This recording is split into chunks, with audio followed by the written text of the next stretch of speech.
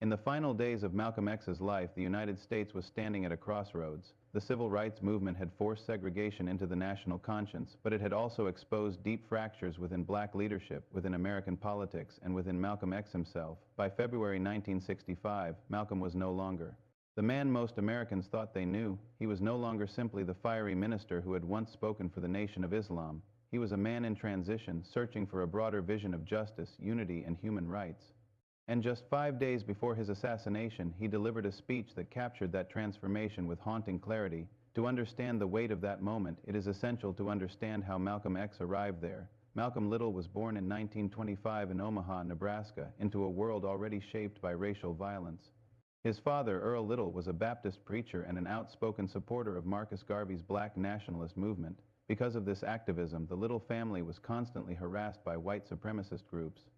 Their home was burned, and when Malcolm was still a child, his father was found dead under suspicious circumstances. Officially, it was ruled an accident. The family believed it was murder. His mother, Louise Little, struggled to keep the family together under crushing poverty and trauma. Eventually, she was institutionalized, and Malcolm was separated from his siblings and placed in foster care. These early experiences left deep scars. Malcolm was intelligent and ambitious, but he was also angry and disillusioned. As a teenager and young adult, he drifted into crime, surviving through hustling, theft, and drug dealing. In 1946, he was arrested and sentenced to prison. It was behind bars that his life took its first dramatic turn. Through letters from family members and intensive self-education, Malcolm encountered the teachings of the Nation of Islam, a religious movement that blended Islam with black nationalism and strict moral discipline. Prison became a place of intellectual rebirth. He read voraciously, studied history, and reimagined himself. When Malcolm was released from prison in 1952, he rejected his former identity. He replaced his last name, which he saw as a legacy of slavery, with X, symbolizing the unknown African name stolen from his ancestors. Within a few years, Malcolm X became the most visible and electrifying spokesman for the Nation of Islam. His speeches were sharp, uncompromising, and unapologetic. He rejected integration as a solution to racial injustice and condemned the hypocrisy of American democracy. He argued that black Americans had the right to defend themselves against violence and oppression. For many white Americans, Malcolm X was terrifying. For many black Americans, he was electrifying. He spoke openly about anger, dignity, and self-respect in ways that resonated deeply with those who felt unheard by mainstream civil rights leaders. Yet his rise also created tension within the Nation of Islam itself. Malcolm's popularity began to overshadow that of the movement's leader, Elijah Muhammad. At the same time, Malcolm became increasingly aware of moral and organizational contradictions within the group. By 1963, these tensions reached a breaking point. After the assassination of President John F. Kennedy, Malcolm made a remark suggesting that political violence was a consequence of America's own actions. The Nation of Islam suspended him, officially citing the comment, but the deeper reasons were far more complex. Behind the scenes, Malcolm had discovered that Elijah Muhammad had engaged in relationships that violated the movement's moral teachings. This revelation shook Malcolm profoundly. His faith in the organization collapsed. In March 1964, Malcolm X publicly announced his break from the Nation of Islam. This was one of the most dangerous decisions of his life. Leaving the organization meant losing protection, influence, and community. It also made him a target. The Nation of Islam denounced him as a traitor. Death threats followed almost immediately. Yet this break also marked Malcolm's intellectual and spiritual rebirth. He founded the Muslim Mosque, Inc., and later the Organization of Afro-American Unity, inspired in part by African independence movements. That same year, Malcolm traveled extensively through Africa and the Middle East. During his pilgrimage to Mecca, he experienced a profound shift in perspective. He encountered Muslims of all races worshiping together, challenging his earlier views about race as the defining line of human conflict. When Malcolm returned to the United States, his message had evolved. He still spoke fiercely against racism and oppression. But he increasingly framed the struggle of black Americans as a human rights issue, not just a civil rights issue. He began to speak about international solidarity, about taking the American government before the United Nations, and about building unity among black people regardless of religion or ideology. This evolution unsettled many. Some former supporters felt confused by his changing tone. Others found it hopeful and expansive, but his enemies were growing more determined. His home was firebombed in February 1965, just days before his death. Malcolm, his wife Betty Shabazz, and their children narrowly escaped injury. Despite the danger, Malcolm refused to stop speaking. On February 16, 1965, Malcolm X took the stage at the Audubon Ballroom in Harlem. The atmosphere was tense. He knew he was being followed. He knew his life was in danger, and yet his voice was steady. In this speech, delivered just 5 days before he was assassinated, Malcolm spoke with a clarity shaped by everything he had lived through. He addressed the divisions within the black community directly, acknowledging the damage caused by infighting and personal attacks. Rather than fueling hostility, he urged his audience to think critically, to look beyond personalities and focus on shared goals. This alone marked a significant shift from the confrontational tone of his earlier years. He spoke about power, not as domination, but as organization and awareness. He emphasized that progress would not come from emotional reactions alone, but from disciplined thinking and strategic unity. Malcolm warned against being distracted by internal disputes while systemic oppression continued unchecked. His words reflected a man who had learned, often painfully, how movements could be weakened from within. Importantly, Malcolm also spoke about the global context of the black struggle. He referenced the independence movements in Africa and Asia, drawing parallels between colonialism abroad and racial injustice at home. By framing the Black American experience within a worldwide fight against oppression, he expanded the moral and political scope of the movement. This perspective was radical not because it was violent, but because it challenged America's self-image on the international stage. Throughout the speech, Malcolm's tone was measured but urgent. He was no longer simply condemning white racism. He was challenging black Americans to define their own future. He stressed the importance of self-respect, education, and political awareness. He made clear that liberation would not be handed down from above. It had to be claimed through knowledge, organization, and collective effort. What makes this speech especially haunting is what Malcolm did not do. He did not call for revenge. He did not incite violence. Instead, he spoke as someone who understood how easily anger could be manipulated and how costly internal conflict could become. His words suggest a man who was thinking beyond his own lifetime, aware that the direction of the movement mattered as much as its passion. By this point, Malcolm X was living under constant threat. He had told friends that he expected to die young, yet he continued to speak openly, refusing to retreat into silence. He believed that ideas once spoken could outlive the body that carried them. In that sense, the February 16th speech was not just a political address. It was a statement of purpose. 5 days later, on February 21, 1965, Malcolm X returned to the Audubon Ballroom to speak again. As he began addressing the crowd, gunmen rushed the stage and opened fire. Malcolm X was pronounced dead shortly afterward. He was 39 years old. The assassination sent shockwaves through the nation and the world. For many, it froze Malcolm X in time, locking him forever into the image of a radical firebrand. Yet the speech he delivered just days earlier tells a more complex and more human story.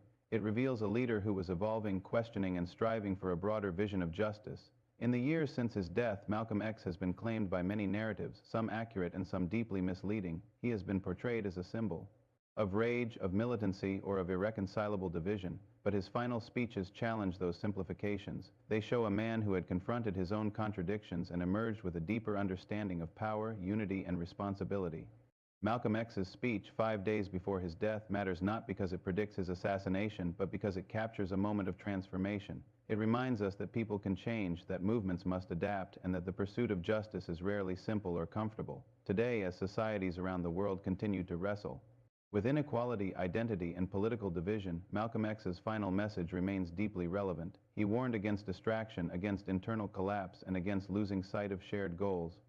He urged people to think globally, act deliberately, and value human dignity above all else. History often remembers voices at their loudest, not at their wisest. But if we listen closely to Malcolm X in those final days, we hear not just anger, but insight, not just defiance, but reflection. His life ended violently, but his ideas did not end at the Audubon Ballroom. They continue to challenge us to examine injustice honestly, to seek unity without erasing difference, and to understand that true liberation begins with awareness. In the decades after his death, the meaning of Malcolm X's final speeches has continued to evolve, much like Malcolm himself evolved during his lifetime. As more historical records became available and as scholars examined his full body of work, it became clear that the last phase of his life cannot be understood through the narrow lens that once defined him. The speech he delivered 5 days before his assassination stands as evidence of that shift, not as a contradiction of his earlier beliefs, but as their expansion. By early 1965, Malcolm X had come to recognize that the struggle for black freedom in America could not survive on anger alone. Anger, he believed, might awaken people to injustice, but it could not sustain a movement over time. In his final speeches, including the one delivered on February 16th, he emphasized discipline, clarity, and political consciousness. This was not a retreat from confrontation with injustice, but a recognition that meaningful change required structure, strategy, and unity. Malcolm's evolving worldview placed him increasingly at odds with simplistic portrayals of him as an advocate of chaos or violence. In reality, he was deeply concerned with how violence, whether physical or rhetorical, could be used to discredit legitimate demands for justice. He understood that movements fractured by personal rivalries and ideological purity tests often collapse before achieving their goals. His warnings about internal division were rooted in lived experience, not theory. He had seen how mistrust, jealousy, and rigid loyalty could undermine even the most passionate causes. The international dimension of Malcolm's thinking also marked a turning point. By framing the Black American struggle as part of a global human rights issue, he was challenging the moral authority of the United States on the world stage. This was a strategic shift. Civil rights appeals, he argued, were confined within the legal and political system of a nation that had long failed to protect black citizens. Human rights appeals, by contrast, invited international scrutiny and solidarity. This approach reflected lessons Malcolm had learned abroad, where newly independent nations were redefining their identities after centuries of colonial rule. In the speech delivered days before his death, Malcolm spoke not as a man certain of all answers, but as one deeply aware of the complexity of the struggle ahead. He encouraged his listeners to think critically, to resist manipulation, and to remain focused on long-term objectives rather than short-term emotional satisfaction. This emphasis on political maturity was perhaps one of his most challenging messages, because it placed responsibility not only on oppressive systems but also on those fighting against them. Malcolm X's assassination abruptly ended this phase of intellectual growth. It also robbed the civil rights movement of a voice that was beginning to bridge divides that had long seemed unbridgeable. In the years following his death, many wondered what Malcolm might have become had he lived longer. Would he have continued to soften his rhetoric, or would he have found new ways to articulate resistance without surrendering urgency? History cannot answer those questions definitively. What it can offer is the record of his final words and actions, which suggest a man moving towards synthesis rather than separation. The tragedy of Malcolm X's death lies not only in the loss of his life, but in the interruption of a transformation that was still unfolding. His final speeches show that personal growth does not require abandoning one's principles. Instead, they show how principles can deepen when tested by experience, travel, reflection, and dialogue. Malcolm did not become less committed to justice in his final days. He became more precise about what justice required. Over time, Malcolm X has been embraced by a wide range of movements and individuals, sometimes in ways that strip his words of context. His image appears on posters, shirts, and social media quotes, often reduced to fragments that emphasize defiance without nuance. Yet the speech, delivered 5 days before his death, resists that reduction.